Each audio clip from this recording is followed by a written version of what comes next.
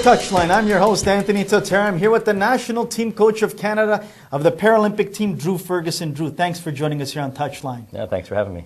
This is an amazing story I want to talk about as the Paralympic team. I got goosebumps just talking to you about it because looking down your roster, there's guys that are my age in the mid-40s that are playing, and it doesn't affect them at all, and they go about it as if it was just another game of soccer. Tell us a little bit about this Paralympic team, Drew, when it started and why you got involved. Okay, I'll feed you a little information and then we'll go from there, I guess. The program started in 2005 in Canada. So we're just at our infant stages in this program.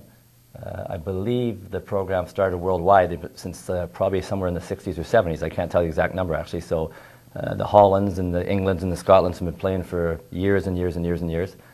United States came in 2004. We came in 2005.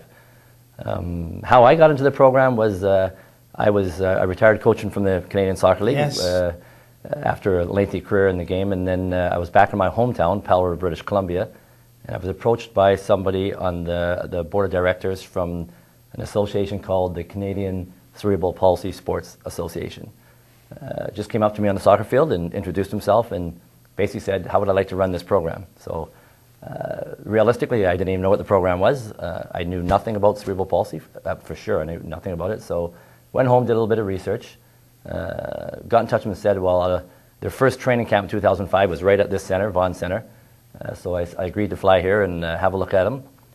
Looked at the athletes, loved their attitude instantly, and said to them, I'm on, I'll do it. So the first time you saw them, Drew, sorry to interrupt, did you see that there was something different about these players out there, or did you say, hey, these are regular guys that are kicking the ball around and playing the game of soccer? Well, what I did see something different. I seen people with bigger drive than a lot of able-bodied professional athletes I coached over the years. Actually, you know, I mean, it's in 2005 that I think we had 8 athletes here.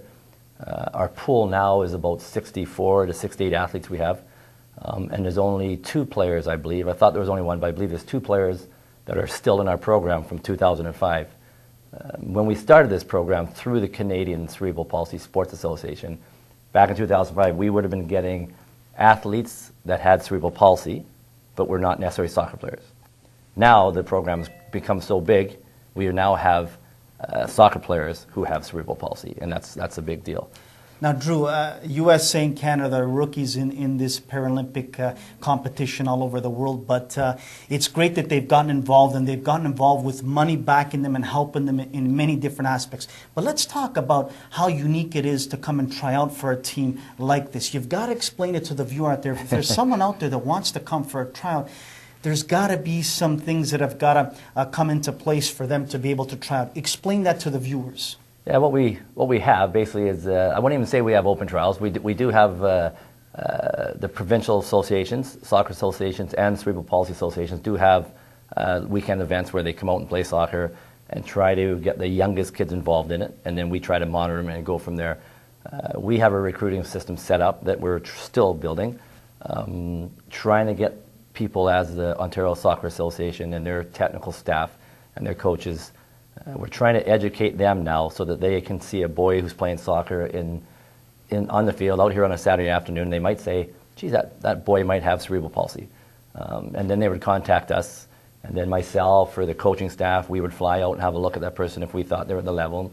And if we thought they had a chance to be a good player down the road, or we knew we were going to be a good player, we would just invite them to our next training camp. We have 5 to 6 training camps a year throughout Canada and the United States or internationally. And we play 1 or 2 international events a year. So we have a very, very, very busy schedule, busier than most able-bodied programs, to tell you the truth. Great funding from Sport Canada, CSA.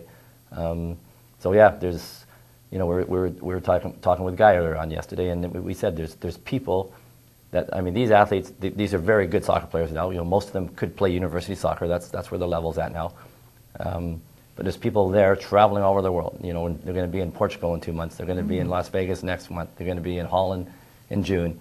And there's a lot of good able-bodied soccer players running around Canada. They're very, very good that don't have this chance, the opportunity these guys are having. And this is great, Drew, and I love listening to this because you said to me that a lot of these players have a lot of the drive, more than regular players have. And they have the enthusiasm and they want to do it. You're telling me that the guys go to school during the day. There's a cement truck driver, there's teachers, there's all mixes of life and they're out there playing this game that they love, and they don't care. They want to give it all they've got with enjoyment and smiles on their face. Tell us how that must feel when you're training these guys. Yeah, it's like I say, it's one of the points I brought up when I first came here. There's, I mean, I played the game professionally for 15 years, coached for some years, and I look at the able-bodied, I look at the athletes now, the English Premier League, the Italian leagues, and it drives me crazy watching people flopping around the field and doing things, and it didn't happen as much back in my days, and it doesn't happen in this world. If an athlete with cerebral palsy or one of my other athletes, if they get chopped down and get down and get up, they get up and get on with the game. And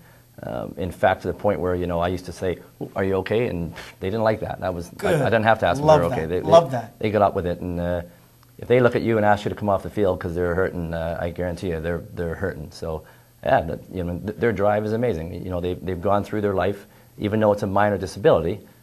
When they're 5, 6, 7, 8, 9 in school, they're going through life with a bit of a disability, and I don't know, maybe some would be put in corners or picked on and vice versa. So they've overcome a lot in life, and now they're wearing that Canadian shirt. They're playing against the Brazils and Argentinas. They're traveling the world. It's tremendous. You love that Canadian mentality, Drew. Yeah, you get hurt, you get a little bit down, but you get right back up, and you love that mentality. Yeah, Let's talk about training, Drew. Is there any difference in training a regular team compared to the Paralympic team that you're training now? You've trained both, obviously, as a coach, and you've played.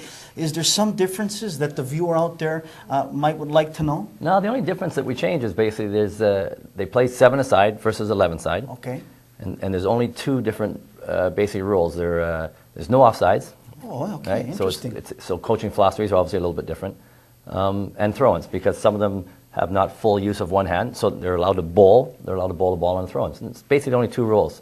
They play on a huge field. There's 7 people. They play on a field 86 yards by 58. So realistically, you're only taking 10 yards off a size of a full soccer field, and you've only got 7 people on that field. So fitness is a huge, huge factor. I mean, you have to be very, very fit to run through that long of a game on a big field like that. So training themselves, no, we do the same drills, we do the same philosophy, just your strategy on how you're defending, how you're attacking is a little bit different because it's 7 versus 11 players.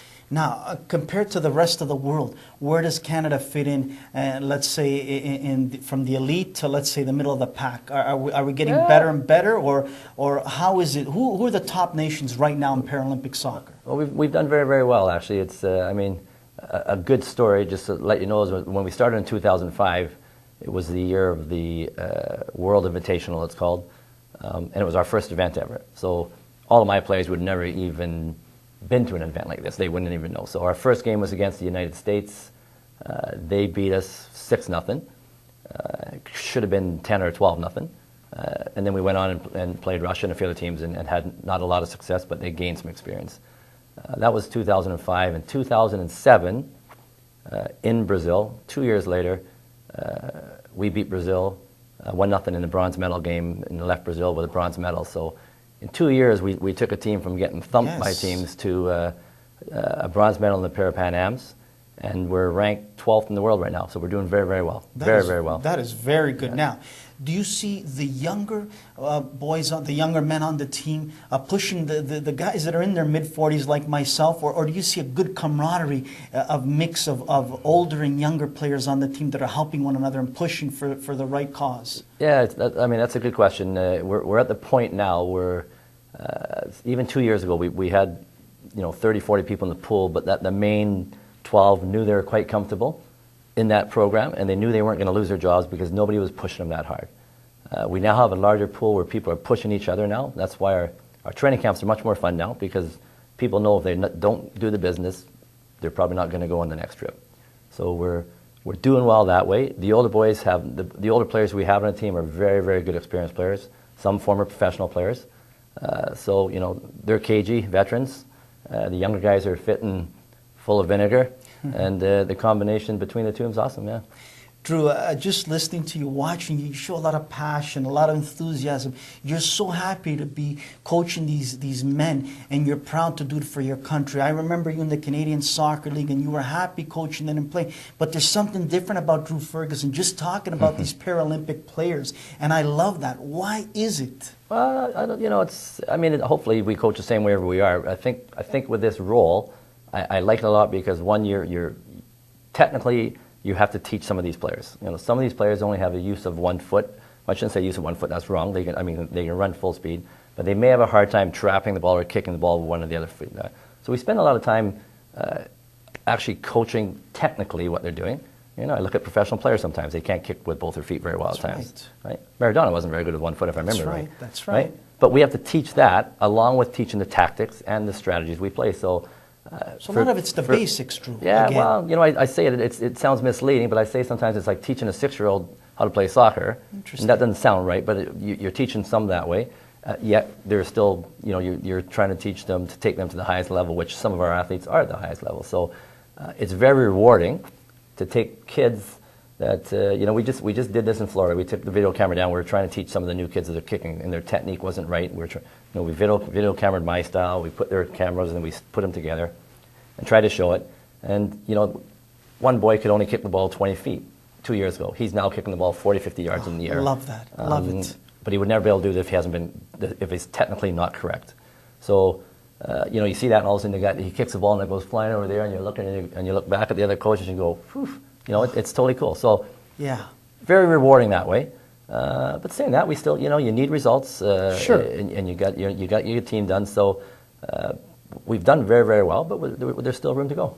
You said we need results, but you know what? The results, you just explained it. 20 yards, he could kick it, and then all of a sudden he kicked it all the way down the other end. That, to me, is a result, and that's worth more than any win can buy any team. Going forward, Drew, what's in store very quickly before we close it up for the Paralympic team, yourself and the players? What's the next major competition coming up? Yeah, we've got a busy year coming up right now. We've just finished, we just came back from Argentina, which was our regional for the Americas qualifying. So, of course, that would be the Brazils, the Argentinians, the Venezuelas. So we've qualified for the World Championships in Holland. So we go to Las Vegas. We train at the University of Las Vegas at the end of February for a training camp in February. And then we're off to Portugal for an event in April. We have a 4-team international event in May in Vancouver that we're hosting. Busy. Then we leave for Holland for the actual World Championships, which is the qualifying rounds for London 2012 Paralympics. Drew Ferguson, good luck in all these competitions. Good luck in doing what you're doing for all these young men, because it's people like you. Again, I keep saying we need more people like you out in soccer in Canada and teaching these young men and helping them get over some of these small little challenges they might have in life. Keep it up. Thanks again for joining us on Touchline, Drew Ferguson. Thank you. Thanks for having me. And good luck to all the Paralympic players out there. And if you want to get involved and you're interested, go to the CSA website and they'll help you out. Thanks for joining us here on Touchline.